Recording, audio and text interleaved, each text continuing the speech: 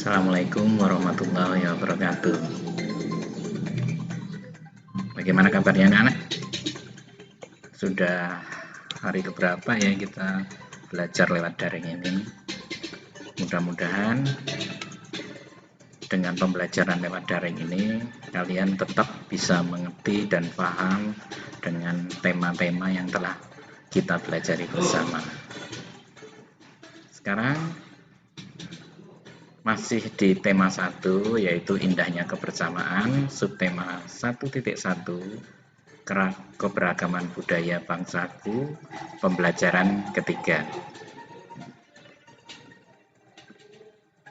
Hari ini kita akan praktikum IPA, di mana Pak Hendri pernah mengatakan kalau pada pembelajaran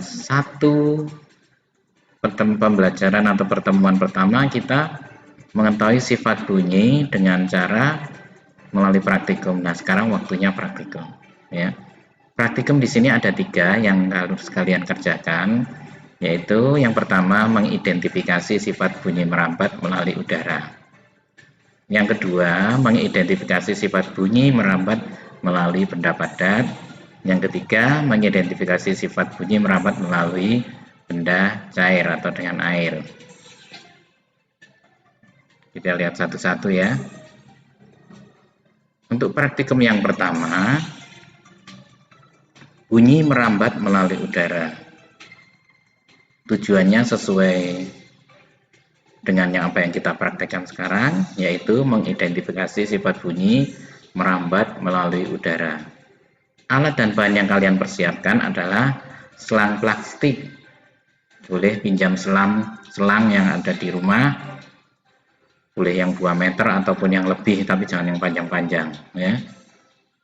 Kemudian langkah kerjanya sesuai dengan yang tertera di tulisan ini. Kalian bisa memegang salah satu ujung selang dan meminta orang tuamu, kakakmu, adikmu untuk memegang ujung yang lain.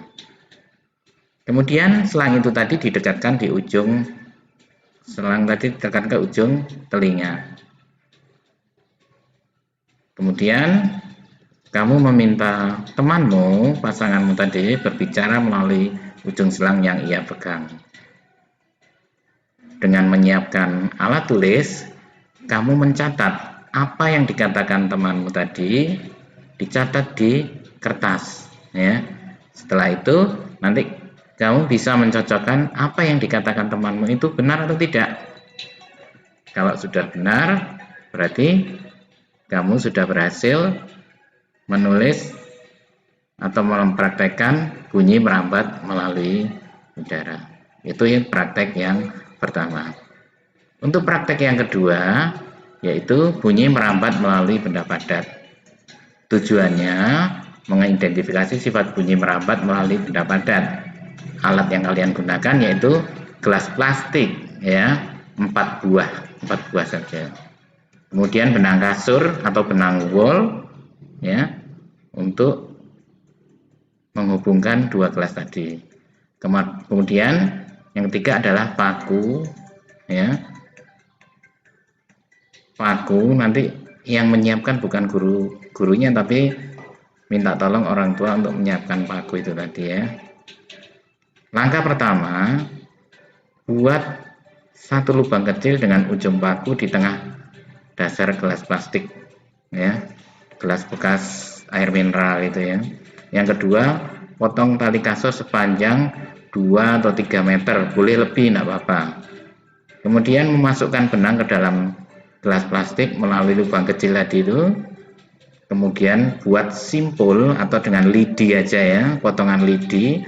Kamu buat simpul supaya benang tadi kalau ditarik tidak lepas. Kemudian hubungkan sama dengan gelas yang satunya. Kemudian kalian bisa berbicara, yang satu nempel di kuping, yang satu nempel di mulut ya, yang satu berbicara, yang satu mendengar. Kemudian berbicara dengan teman pasanganmu tadi. Lepaskan benang dari gelas plastik. Berbicara dengan temanmu melalui telepon gelas plastik tanpa benang. Kamu bisa bandingkan. Kalau tanpa benang bagaimana? Kalau dengan benang bagaimana? Ya, itu nanti kamu praktekkan ya. Jadi 4 gelas tadi itu yang 2 dihubungkan dengan benang, yang 2 tidak dihubungkan dengan benang. Kita sekarang ke praktikum yang ketiga. Untuk yang ketiga, yaitu bunyi merambat melalui benda cair. Tujuannya untuk mengidentifikasi sifat bunyi merambat melalui benda cair. Alat dan bahannya ember besar atau ember yang biasa saja, timba itu ya, kemudian air, batu koral atau batu-batu yang ada di halaman rumahmu, batu kecil itu aja. Kemudian corong kecil ya. Corong kecil, kalau nggak ada corong boleh pakai selang ya. Yang pertama, langkah kerjanya adalah kalian mengisi ember dengan air hingga penuh. Kalau sudah, masukkan corong ke dalam ember, corong boleh diganti dengan selang hingga bagian bawahnya terendam. Usahakan corong tidak menempel pada ember, jadi tetap pada air seperti pada contoh gambar itu ya. Kemudian ketuklah satu sisi ember dengan menggunakan batu koral tadi secara perlahan. Sementara itu dekatkan telingamu pada bagian atas corong. Dengarkan dan catat hasilnya. Itu adalah 3 praktikum yang harus kalian kerjakan di rumah untuk hari ini. Nanti setelah mengerjakan praktikum ini nanti, kalian harus membuat laporannya ya. Belum pernah ya dulu kelas 3 untuk membuat laporan. Sekarang setiap praktikum kalian harus membuat laporan. Formatnya seperti ini. Penulisan laporannya, yang pertama adalah halaman judul, yang kedua tujuan, yang ketiga alat dan bahan, yang keempat langkah kerja, yang kelima kesimpulan.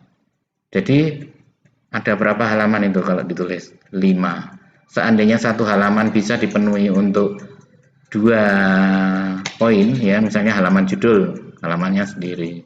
Tujuan dan alat dan bahan bisa boleh dalam 1 halaman. Langkah kerja mungkin 1 halaman, kesimpulannya ada sendiri, berarti ada 4 halaman. Jadi itu semua ditulis dalam kertas folio, kemudian dijilid atau di-staples sesuai dengan halaman yang ada. Pak Indri punya contohnya, punya kakak-kakak kelasmu yang sudah ke kelas 5. Ya ini adalah contoh penjilitannya ya. Contoh penjilitannya. Pertama halaman judul seperti ini.